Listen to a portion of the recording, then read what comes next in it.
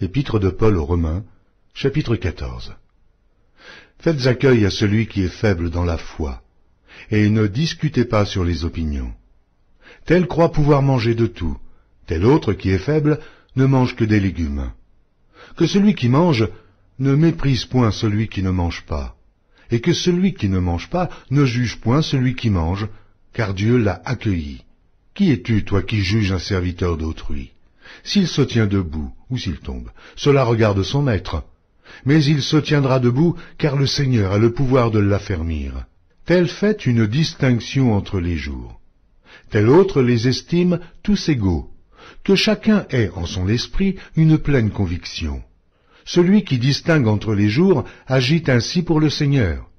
Celui qui mange, c'est pour le Seigneur qu'il mange, car il rend grâce à Dieu.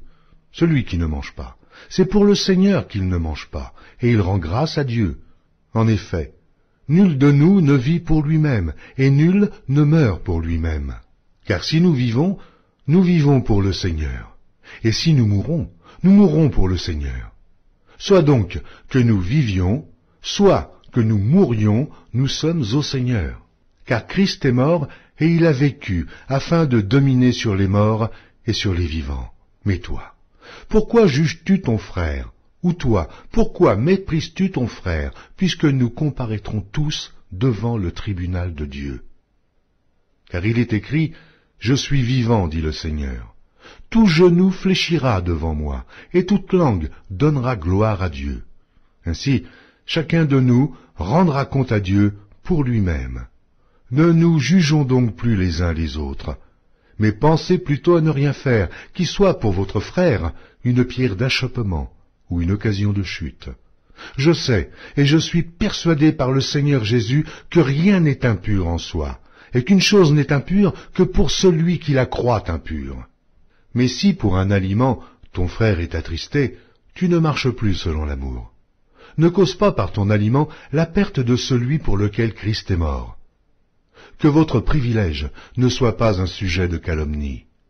Car le royaume de Dieu, ce n'est pas le manger et le boire, mais la justice et la paix et la joie par le Saint-Esprit.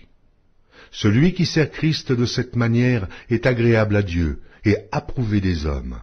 Ainsi donc, recherchons ce qui contribue à la paix et à l'édification mutuelle.